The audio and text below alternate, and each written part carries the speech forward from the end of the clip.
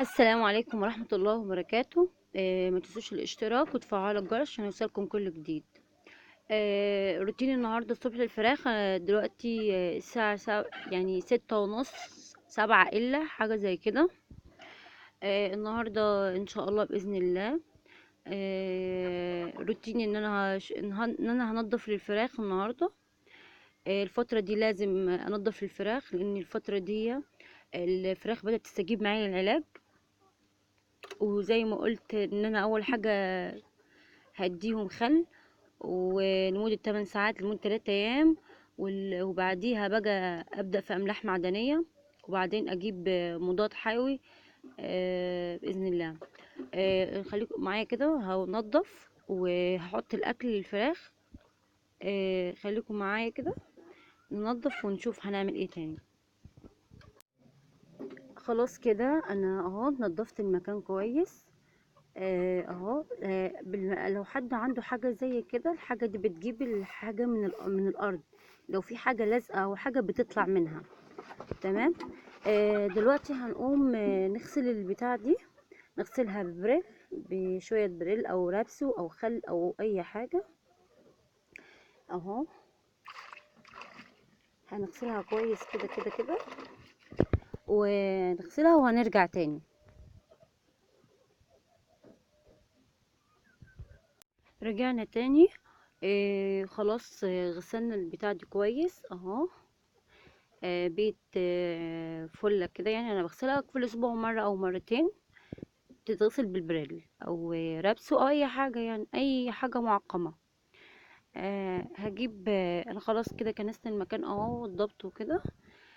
هجيب بريل برضو في الميه. تمام. واعمل كده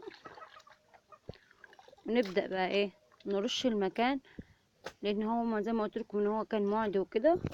نرش المكان ونرجع تاني كمان.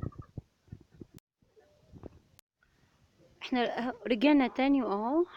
حطيت ميه ليه طبعا عشان يشرب قد ميه عريق كده. هنحط ملح. خل اهو. ما نكترش لاني باقي بكره كده ان شاء الله. اهو هي قربت تخلص عشان ادي املاح واعوض اعوض الاسهال واعوض كل حاجه ضيعها من جسمه.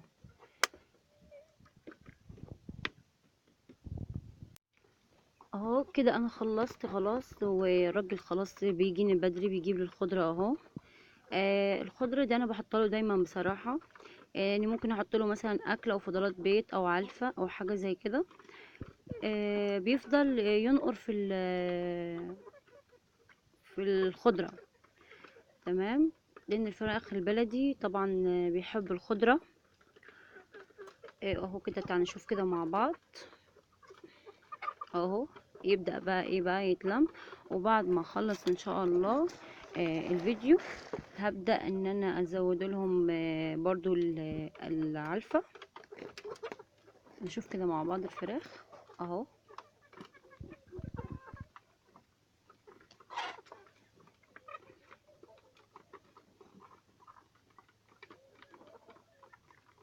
اهو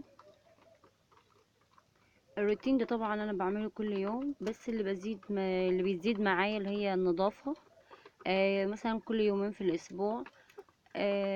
كده. ان شاء الله بكرة اخر يوم في الخل، في علبة الخل، وهي فضل فيها اصلا شوية كده. وبعدين ابدأ اجيب املاح معدنية واجيب مضاد حيوي اللي هو الانتينال. وكده ان شاء الله. الحمد لله الفراخ خفت معايا.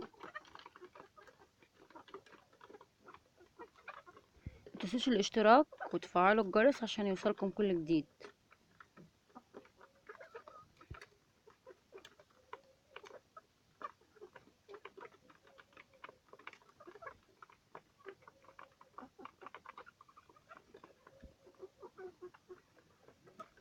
والسلام عليكم ورحمة الله وبركاته.